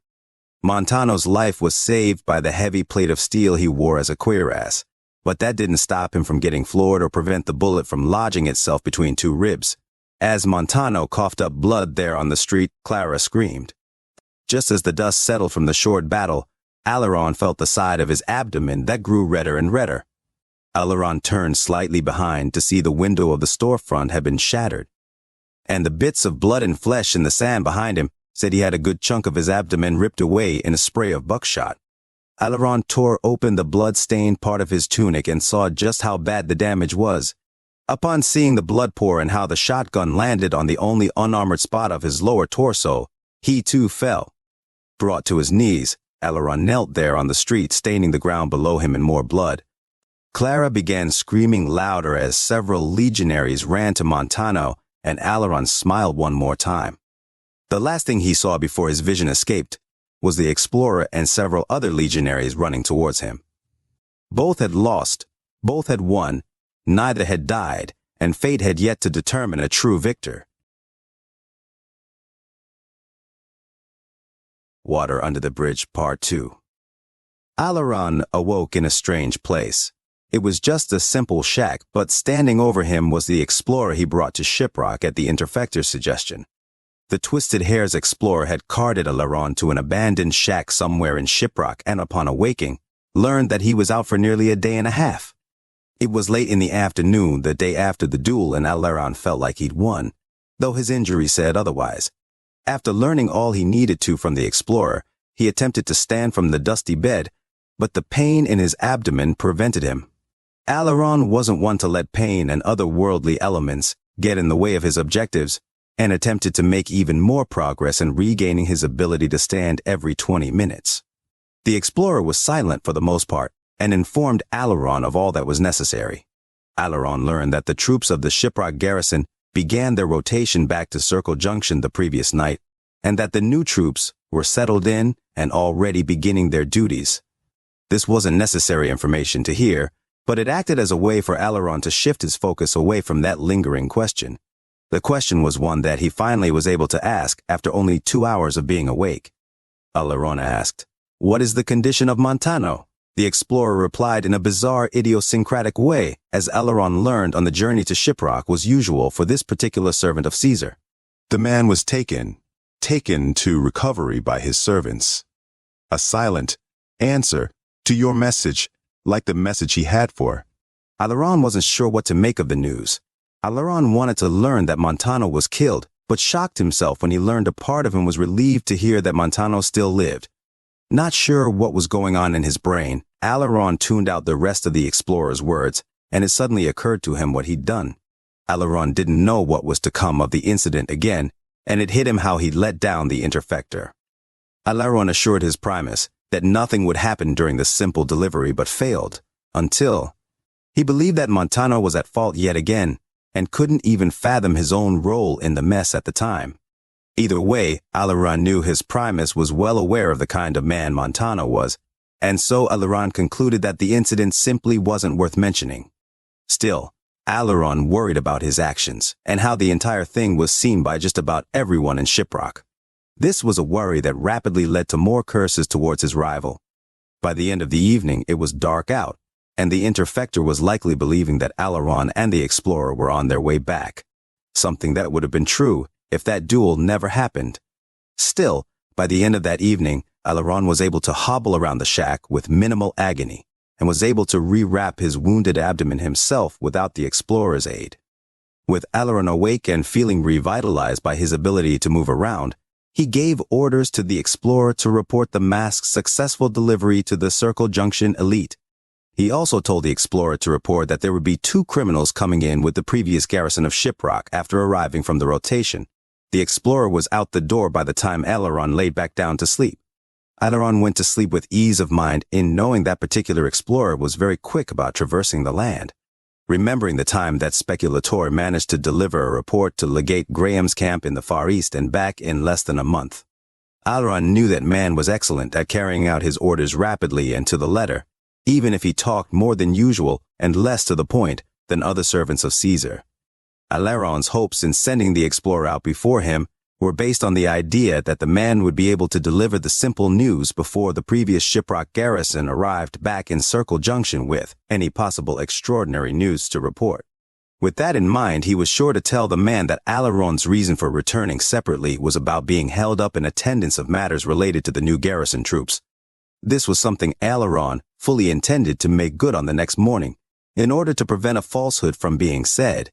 Still, Alaron worried that when the previous Shiprock garrison arrived back in Circle Junction, they may report the duel to the Interfector himself. Although Alaron put that worry to ease again when he recalled how lower officers in the Legion typically didn't report anything unusual unless told to by their commander. With this in place, Alaron figured the news he sent his Explorer to report would align just enough with whatever the garrison reported to prevent further questions from being asked by the Interfector. Though Alaron would have, he didn't want to be put in a spot where he'd have to tell the truth about all that happened on the delivery trip. After all, not telling isn't quite the same as lying, and lying or telling falsehoods was something a soldier like Alaron or any other legionary almost wasn't capable of doing, no matter the potential consequences. When morning came, Alaron awoke still feeling that pain in his side, but the Explorer was kind enough to leave behind his own healing essentials without direct order. After rewrapping his wounded side and applying the crude healing powder that worked its slow miracles on wounded flesh, he exited the shack and proceeded to the Shiprock outpost. There, he checked in with the new veteran Decanus in charge, who didn't have anything to report. When Alaron inquired about an injured centurion who may still be around, he was informed that the officer saw something resembling a small wounded train heading south the previous day, joined by a Vexillarius and a couple of slaves. Alaron again didn't know what to make of the news. He couldn't figure out whether he was mad that the man survived his bullet, or if he was relieved that he'd get another chance to kill the man in a more Legion way next time. When Alaron looked south at the 491, he couldn't see anything. Although the sun was up at that point, and Alaron was well enough to hobble his way northwest, back to Circle Junction. The trip would be longer than it took previously, but time was something he had plenty to kill on the slow walk back to his Primus. Around 2 weeks later, Montano was carted on a stretcher for half of the journey back to his new land, but upon recovering enough to walk, he insisted on doing so. His arm was still wrapped in a sling from that battle against the guerreros, but time and crude treatment was enough to have him unwrap the thing by the time he arrived. Still, there was the new injury to deal with, and the 44 pried from his ribs left a wound that required him to move very carefully for a few months afterward. Montano thanked Mars that he received such an injury only at the start of his respite period, and knew that this respite would last long enough to recover since there was still plenty of prep work to do before the official march on Colorado. On the return, Montano walked very slowly back to his land and refused all but the most necessary aid from his servants and staff. His slow individual pace on return extended the return trip. But when he arrived, he saw that his logistics administrator had returned to the land and began setting up all the goods he fetched accordingly. Montano stood at the edge of his land off the 491, staring at the distant shack and all that potential with pride. There, he took out the notes he made about his land aspirations and immediately hobbled over to his staff, reserve legionaries, and new slaves ready to begin the work. By the time Montano arrived back at the land he'd been gifted, he pulled the mask from his satchel and had all but forgotten the terrible duel only a week prior. Montano knew the damage he'd inflicted on his rival, despite not seeing the man fall in the way he had, but that was all right since he was quickly lost in completing his respite aspirations. With Montano's new land, he knew he had something worthwhile to keep his mind occupied until either the Colorado campaign or the next run-in with Alaron. As the days went by, Montano had firm plans set in place to construct a resupply station for the soldiers that would be marching up the 491 from lower New Mexico and Arizona on their way to the coming Colorado front. Those plans were put in place immediately after returning, and one may not have recognized the man supervising the construction project as the same person who spat hate and death at the people of Shiprock. There was something about the way he was using his respite time that gave him some form of inner peace. As mentioned previously, the place he requested as a means of dumping his slave women turned into a small passion of his. Day after day passed, and Montano was seen roaming his land sunup to sundown, supervising his new slaves working on a new structure, coordinating watch with his reserve soldiers, having his staff fetch reports from his sentry and gallop, and using his servant women for the purpose he was known to. Montano's respite period lasted a long time. From the end of the New Mexico campaign to the start of the Colorado was actually a period that lasted several months for many reasons.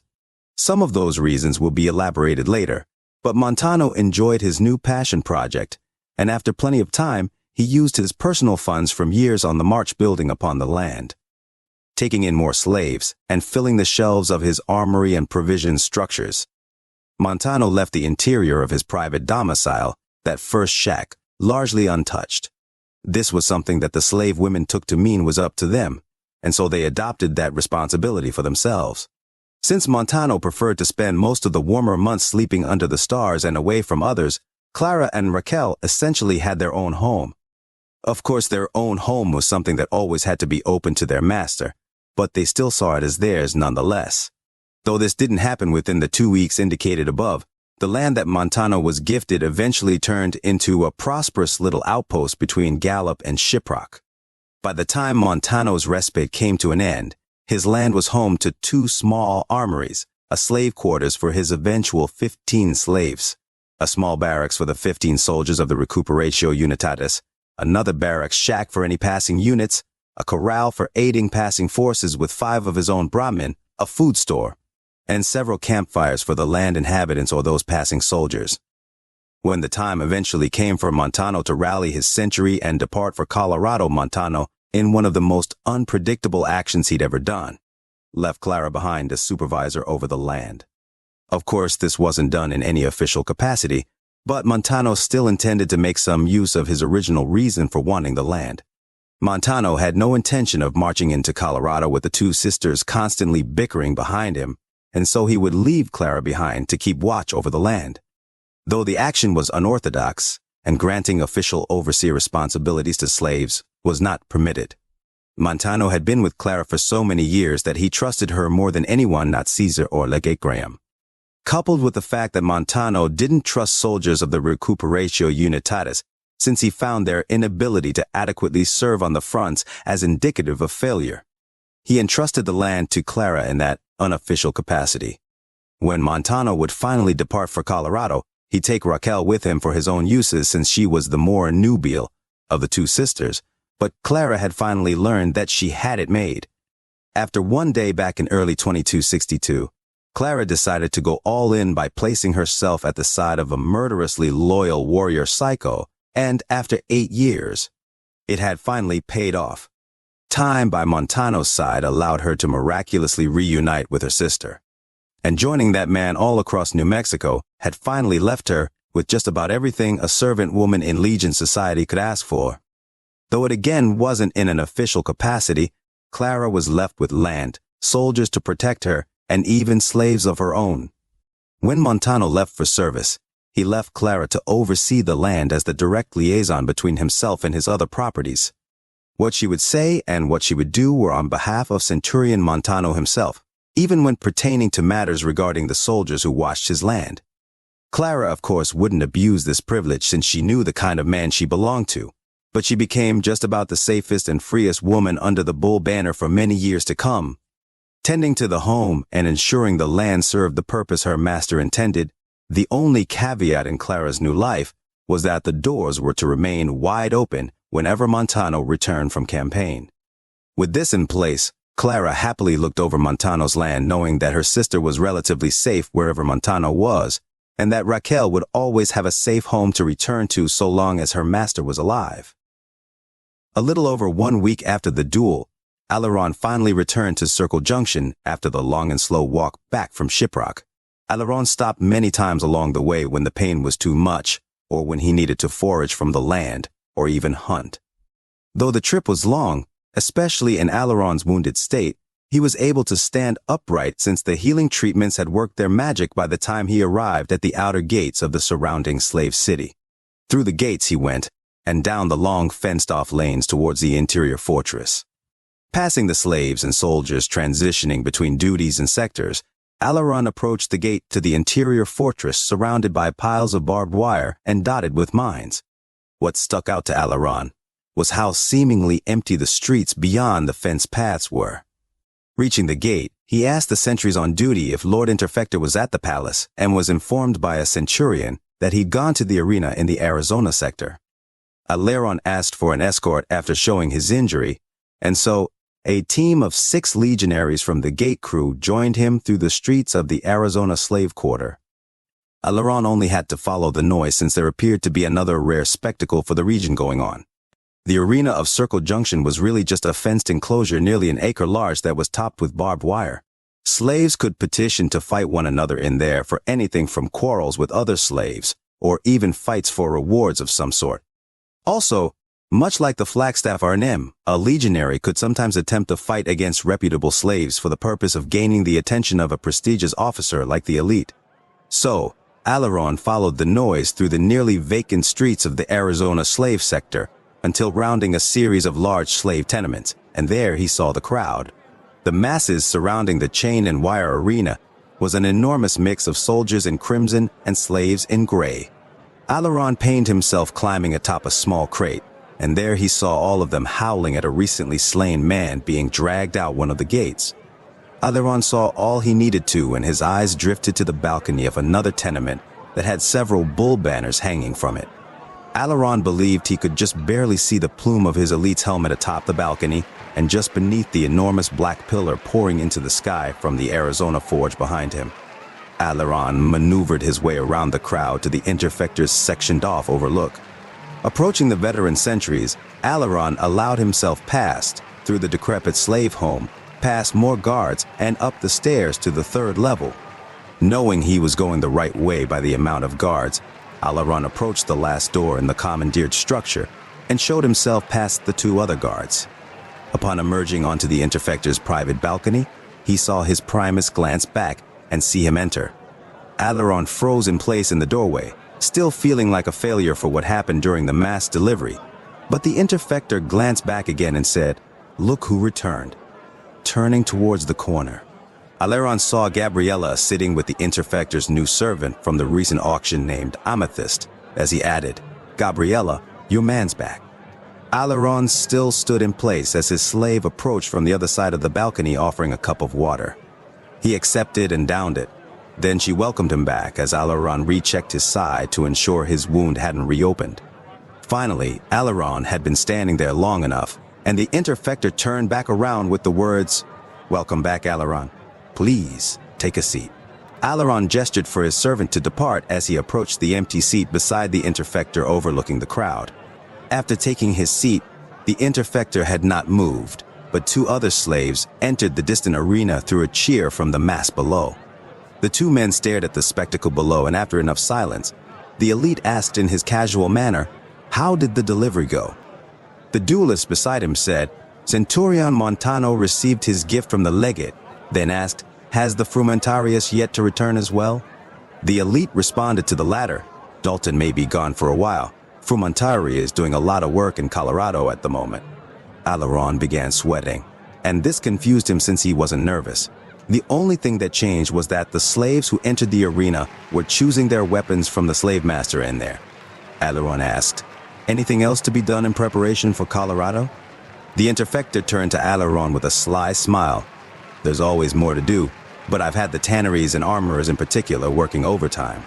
Figured they could use a bit of a relief, hence the show below." He paused again before adding another question. "Did the Shiprock garrison need anything in particular after the rotation?" "That's a negative, my Primus," said Alaron plainly, internally thanking the explorer for delivering his half-true reason for delay. The killer replied, "That's good. I got those drug pushers you sent me, by the way. They came in a couple days ago after the old garrison returned. I'm sure you'll be happy to know that they're being dragged back to Shiprock by their feet right now, straight to a pair of crosses." He paused. "Next time you should probably just have someone whip them there in the street and send them to a cross. I trust you enough to make the judgment on sight." Alaron gulped, having just heard his Primus say indirectly that the duel was completely avoidable in his casual way. Still, Alaron replied to his Primus, "I knew my Primus would make the right call for criminals like them." Still facing the crowd, Alaron and the elite noticed that the slaves in the arena below had selected their weapons and were approaching their positions. One selected a large hammer and the other chose a pair of machetes. Both were equipped in leather strap armor, and both were making a spectacle to increase the crowd's energy by displaying their weapons triumphantly. As the audience of slaves and legionaries began cheering louder and louder, the elite asked casually, "Anything else particularly noteworthy happen on your little delivery?" Alaron slowly turned his head to study the elite whose face had not moved from its focus on the arena. The longer Alaron looked at his Primus, the less his expression seemed to change. Even though Alaron could only see one side of the killer's face, he knew what was being asked in that question. Finally, the crowd drowned out nearly all else as the start of the match was about to begin, and Alaron saw another smile crack its way across the elite's face. Alaron stated as a fact, "You know," then asked, "What did that explorer tell you?" The elite's smile grew wider, and though his head never turned, he answered, "That man didn't tell me anything. He just said what you told him to. Then he said a lot of other nonsense about roads and messages and shit. That guy is still one of my best runners, so I decided to send him off to Frumentari school just to get him to quit talking. I'm sure there'll be some silence into him there, but I digress." Alaron waited quietly as the crowd got even louder. Finally, the elite turned his head to Alaron as he said, "But how do I know you and Montano fought? To that, I might as well have asked whether or not the sun will rise tomorrow. It was inevitable. But if you're wondering how I got proof, well, see for yourself." Suddenly, another roar came from the crowd as the slaves in the arena began their fight.